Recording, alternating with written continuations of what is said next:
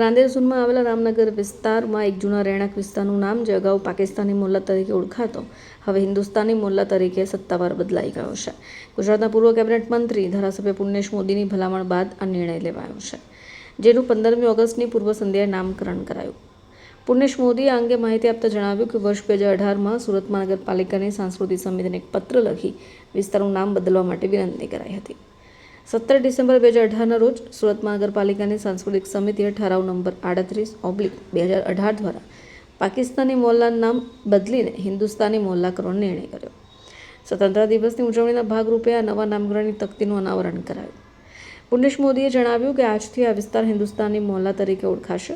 આ મોલ્લામાં વસતા નાગરિકોના રાશન કાર્ડ અન્ય સરકારી દસ્તાવેજોમાં જૂના નામની જગ્યાઓ પર નવું નામ અંકિત કરવાની પ્રક્રિયા ટૂંક સમયમાં શરૂ થશે. આ પગલાંથી સ્થાનિક લોકોમાં ખુશી અને ગર્વની લાગણી જોવા મળી રહી છે. આ નામ પરિવર્તનથી રામનગર વિસ્તારના રહેવાસીઓની રાષ્ટ્રીય ભાવના વધુ મજબૂત થશે એવી અપેક્ષાઓ રખાઈ રહી છે. 1947ના દેશમાં વિભાજન થયું, પાકિસ્તાન અસ્તિત્વમાં આવ્યું, પરંતુ જે તે વખતે સિંધ પ્રદેશના લોકો, જે સિંધી સમાજના લોકો ભારતના અનેક વિસ્તારમાં ગયા, એ પૈકી અહીંયા સુરતમાં પણ રામનગર વિસ્તારમાં સિંધી સમાજ આવ્યો, વસ્યો.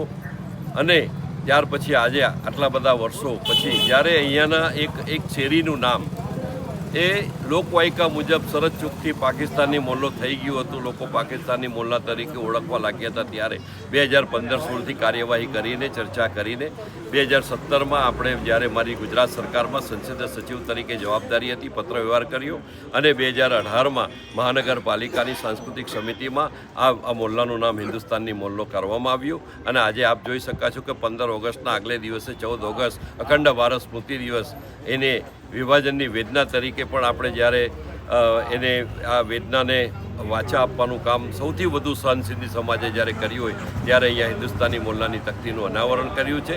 હવે પછી આ મોલ્લામાં જે કોઈના રેશન કાર્ડ અથવા તો આધાર કાર્ડમાં પાકિસ્તાની મોલ્લો શબ્દ લખાયો હશે એને પણ દૂર કરીને અમે હિન્દુસ્તાની મોલ્લો કરવાઈશું.